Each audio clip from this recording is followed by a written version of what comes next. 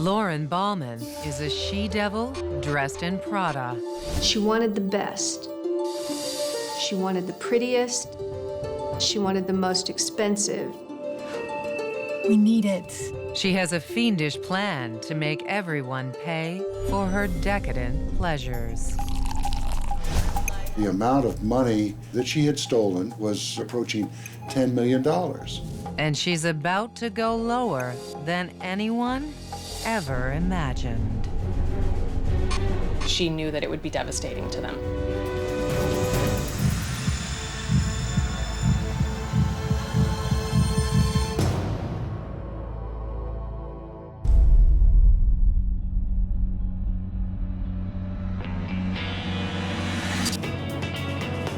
They say everything is bigger in Texas.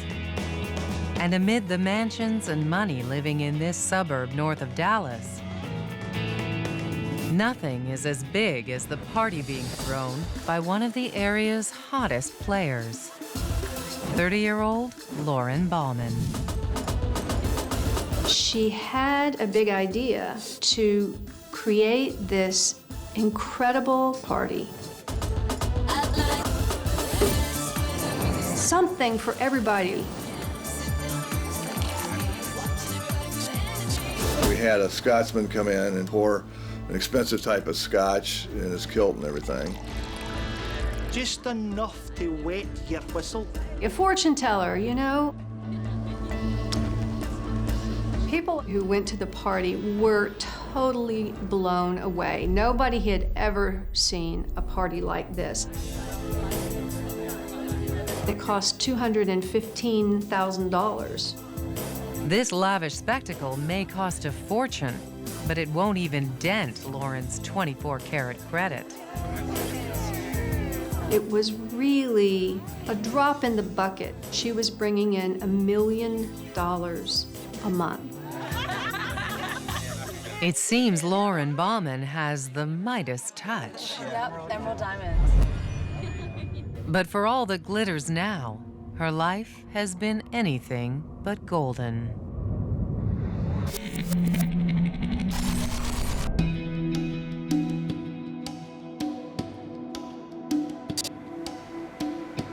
Lauren grows up by the sand and surf of the beachfront city just west of LA, in sunny Santa Monica. But good fortune rarely shines on her family. Hey, Lauren. Hey, Dad. Lauren didn't come from money. In fact, she came from a fairly tragic upbringing. Is Mom making dinner? Yeah. Lauren's father tries to make ends meet as a parking attendant, but always seems to come up short. Is that all you made today? Yeah, that's all I made today. What do you want me to do? We don't have enough money to make our rent this month. Don't you think I understand that? What the hell you want me to do? The financial strain boils over. I'm out of here. One day, her father leaves and never returns. Lauren withdraws into herself. But after high school, she finds a way to shine. She had a knack with numbers, and she went to work for a mortgage company and learned the ins and outs of the mortgage business. Lauren quickly becomes a rising star. By the time she's 21, she's transformed herself from an unwanted poor girl into an attractive and successful woman, making a six-figure income. And that's when Ed Baumann walks into her life. Tell me again, what do you do for a living?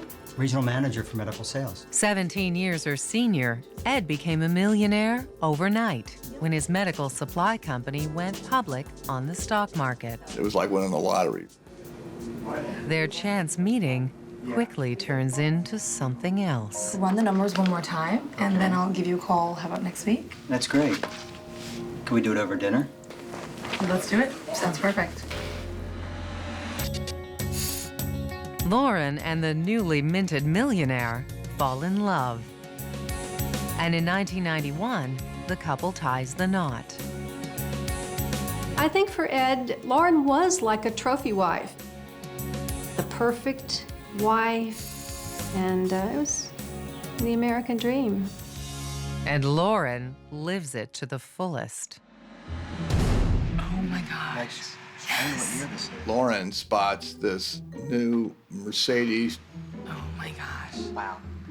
This is perfect. She wanted to look like she was somebody, not just a nice housewife married to a well-to-do guy. She wanted this beautiful car. She wanted to get noticed. Oh my goodness, it's so beautiful. I don't know. We need it. I wrote out a check for $40,000 to buy it that day. The pricey Mercedes turns into a pricey house in an exclusive neighborhood. And according to Lauren, the high-class life requires a high-class wardrobe. Dropping $7,000, $8,000 at Neiman Marcus or Nordstrom or a jewelry store. And I was very concerned and actually scared that we're going down a route here that's going to cause problems. Honey! And he has every reason to be concerned. What's this? Look, I got this today. Isn't it gorgeous? It's for you. Lauren, you're spending too much money. This has got to stop. You don't understand. Do you want me to wear the same thing every time I go out with my girlfriends? It was just getting too out of hand. It's always this constant drive of hers that we have to make more money to, live a better life than what we have now. Do you understand that? To rein in the shopping spree, Ed tells Lauren he's going to cut off her credit.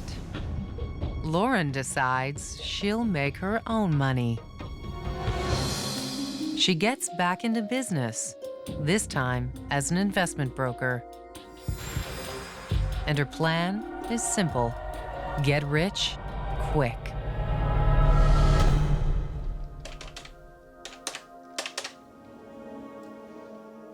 George, hi. She knew what she was doing. I've heard you've been pretty unhappy with your broker situation. He trusted her. No risk. $50,000 up front, and you'll get 75. The returns that she was offering were clearly not legitimate. You're in? It turns out Lauren's business is anything but legitimate. Send over the paperwork right away. And her life of crime has only just begun. A drink? William? Oh, may I call you William? Oh, absolutely. House is magnificent, beautiful. Yeah, well, business is going quite well. Well, she was enticing private investors to come in and promising high returns on their investments. You're offering a 150% return on investment. Mm-hmm. That's bold. Well, we know our game. She wasn't pushy or aggressive. She would offer to these investors, here's my plan, here's how much you can make, take it or leave it. I'm in. So he gives her $100,000 with the guarantee of 150% return. Cheers to that. But Lauren's game is anything but legitimate. On the surface, she's selling investors shares in lucrative real estate. In reality, most of the money's going to fund her own lavish lifestyle. She goes to the next investor and he gives her $400,000. So she pays back the interest that the original investor gave her, but not the principal. So she is taking money from Peter to pay Paul. And her early payouts are so irresistible that everybody wants a piece of the action. One CPA gave her $750,000 to invest. It was an investment that paid off. do you think? What's this? My new car. So we got rid of the Mercedes and got her the Jaguar. Her shopping sprees went from dropping $6,000 on a Saturday to dropping $27,000 at Neiman Marcus on clothes. Don't you love it? I do. You look great in it. Her husband has no idea that her wealth is coming at the expense of others. I thought she was fairly successful in her business, and things were going along very, very well. I think she felt like that torrent of cash would never end, so she kept spending. But after a while, it became so lavish on such a high level that even Ed, as blinded by love as he was, started realizing this is unsustainable, there's something wrong. And Lauren blows Ed's blinders off when she throws a party for her high society friends and investors. Even in oil-rich Texas, Lauren's spectacle is a display of wealth at its most obscene. But it's the $215,000 price tag that gets Ed's attention.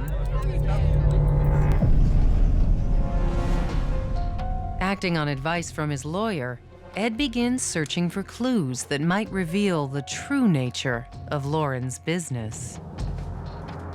I started getting files out of her office late at night when she wasn't there.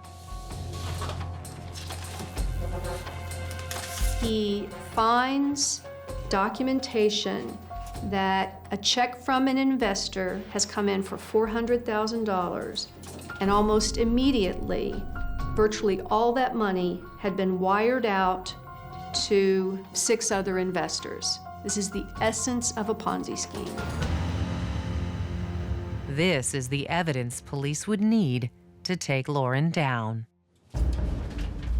But the incriminating documents aren't the only skeletons in Lauren's closet. I told him, Ed, it's going to get even worse if we don't intercede. There's something else that Lauren has been hiding from him. Ed's about to come face to face with the naked truth. He found this video that she had made. This whole, like, sex kitten kind of video. It turns out Lauren made the video for her neighbor, Who supposedly was a good friend of mine, and he's having an affair with my wife. It's the final nail in the coffin for Ed Baumann. He files for divorce. I didn't really want to know who she was anymore. So that was a stage where I said to myself, I've got to do the right thing. With his cooperation, Lauren is indicted for fraud.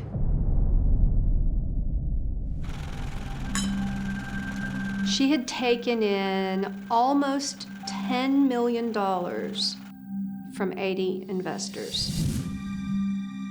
In March of 2000, Lauren pleads guilty and is sentenced to 41 months in prison. When she's released in 2003, Lauren moves back to California, where she grew up. Everyone hopes she'll stay on the straight and narrow. I felt that prison, it scared her enough and it changed her that she wouldn't do this again. But that's not what happens with Lauren Baumann.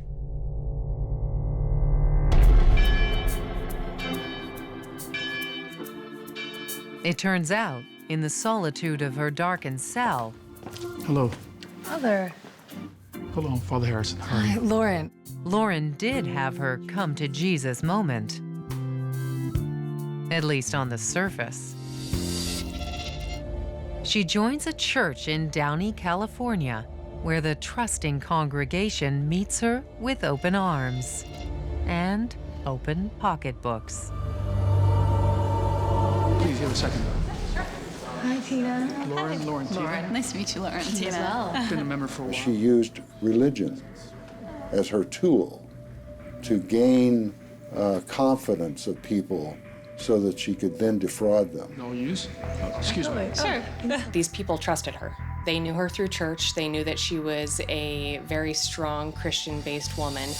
So I'm part of this new vision of a grand sort of plan. I feel like it's God's plan. That's so inspiring. And then she gives them the pitch. This new idea is sort of a two-pronged program. Okay. The idea was people were going to invest in putting on these Battle of the Bands with Christian rock bands, and they'd make money from ticket sales and from corporate sponsorships. I love the idea already. They felt comfortable investing with her because it was a investment that was backed by God, essentially. My goodness, that's great. Where do I sign? The minimum amount was about $5,000. And anyone and everyone is a fair target for her scheme. So what do you think? This is really great. This is fantastic. Just fantastic. She was taking money from people who really couldn't afford to be cheated. By and large, senior citizens, people who were retired, living off their savings. Cheers. Lauren knew that when you took money from people at this stage of their life, she knew that it would be devastating to them. But Lauren doesn't care. The money pours in. Lauren's flashy lifestyle gets back on track. Lauren would spend the investment money on things all for herself. She was living in a mansion that cost $10,000 a month. And she rolls through town in a Ferrari. But soon, Lauren's high life will hit an all-time low. I think she thought she could keep it going forever, but it never works like that. Hi, this is Lauren. Hey, Lauren, this is Linda Turner. Oh, hi, Mrs. Turner. How are you? Lauren's investors begin asking for their money, but Lauren isn't giving it to them. What? You said 2 months. You promised. I know what I said. Look, calm down. She was able to delay the inevitable for some time by persuading them to keep reinvesting their money and not to demand their money back. But eventually, people needed the money to live on and were not getting their interest payments. I have a mortgage I need to pay. I need the money. Yeah, I'll make you back all that money and more. Just give me a little more time. She would have excuses for everything. But look, I have some more sponsors who would like to fund a beauty pageant. And the investors would continue believing these excuses for months and months and months. Look, I gotta run. I have an appointment, but I'll see you on Sunday in church, okay? Lauren doesn't deliver on any of her promises or pay her investors back. Great. By the time she's blown through all the cash, she can't even pay the rent on her mansion. And that's when the beginning of the end happened. Lauren is evicted. There was no new money coming in. Even though investors may not have entirely believed that she ripped them off and stole their money, they still weren't going to give her more money at that point. Nearly broke, Lauren skips town and moves into a much smaller home. Lauren fell from grace pretty quickly. She went from a huge mansion to a very tiny home in a not wonderful neighborhood in a suburb of Los Angeles. In 2011, with tips from angry investors, the FBI tracks Lauren down. Police, we need to talk to you. She confesses to her schemes. In October 2011, Lauren pleads guilty to fraud again. This time, she's sentenced to 57 months in federal prison and ordered to pay back over $500,000 in restitution. Hopefully, this time around, it'll make the impression. When you find someone like that, you know you're going to hear from them again. She's not going to change her stripes. If the past is a preview of the future, chances are Lauren Baumann will continue to prey on the hopes of others, leaving behind a trail of broken dreams and shattered lives.